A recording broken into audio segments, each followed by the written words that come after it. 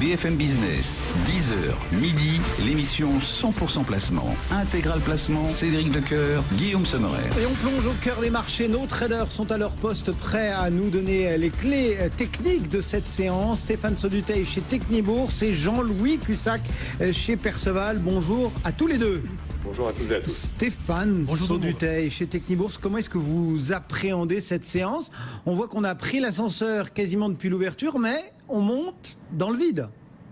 Oui, c'est vrai. On évolue vraiment de la même manière que les semaines précédentes, c'est-à-dire qu'on a 24-48 heures de volatilité, puis après on fait rien pendant de longues journées, coincés dans des zones parfaitement bien définies. La zone actuelle, c'est 5110, 5220 points. Donc on erre dans cette zone depuis maintenant une bonne dizaine de jours.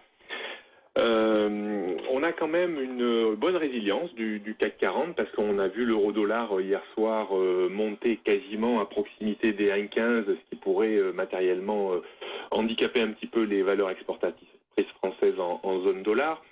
Et puis finalement, on se tient. Bon, on est encore éloigné des bornes de dangerosité vers 5110 et puis d'une borne qui rassurerait tout le monde, 5220, qui permettrait en cas de franchissement d'espérer remonter vers 5003, voire peut-être 5004. Donc pour le moment, on est un petit peu entre deux eaux. Je serais plutôt à l'achat ce matin tant qu'on se maintient au-dessus des 5155, 5160 points. Alors pas pour viser grand-chose, toujours la même stratégie que ces dernières semaines, aller chercher 15-20 points maximum et puis savoir se contenter de peu, ne pas chercher trop de directionnel parce que les marchés sont quand même un peu dans une situation d'aléa au sein de cette zone un petit peu horizontale. Donc voilà, on pourra se permettre peut-être de vendre un tout petit peu si on arrivait vers les 5200-220 points pour viser un rebond de 15-20 points. Bon, ce sont des stratégies toujours étriquées. Il faudra vraiment attendre un petit peu le débordement de 5220 ou la rupture de 5110 points pour de nouveau vivre 24-48 heures de forte volatilité. Bon, voilà. Effectivement, on a même ou tout juste une vingtaine de points entre le plus haut et le plus bas du jour ce matin.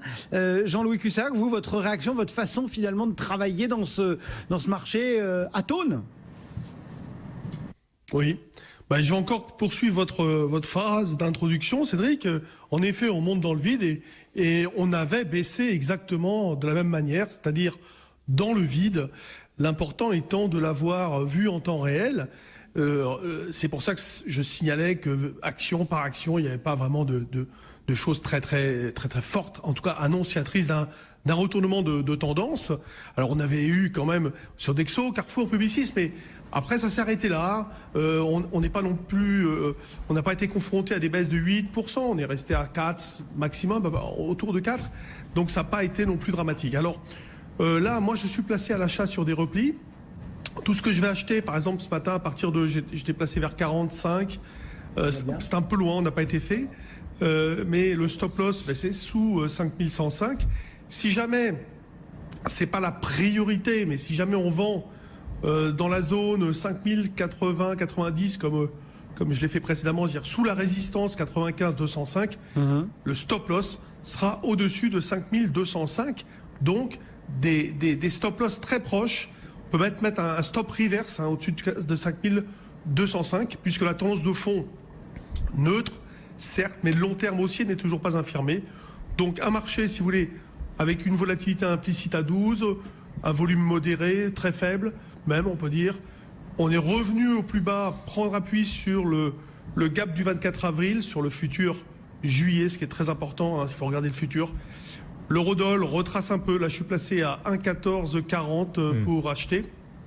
Mais après la forte extension d'hier, c'est vrai que c'est pas évident d'acheter sur des replis parce qu'en revanche là le stop loss il serait sous 1,1250, donc un petit peu loin pour l'instant. Ouais, voilà le regard et la stratégie de nos traders donc sur ces principaux actifs. Jean-Louis, il y a quelque chose qui va peut-être changer la vie aussi des traders désormais, c'est la taxe sur les transactions financières. Vous avez suivi tout ça de près, on l'imagine, et Édouard Philippe qui a annoncé qu'elle ne serait pas étendue au trading intraday. Tout ça, c'est bien sûr pour attirer les financiers de Londres avec le Brexit et renforcer l'attractivité de la place financière de Paris.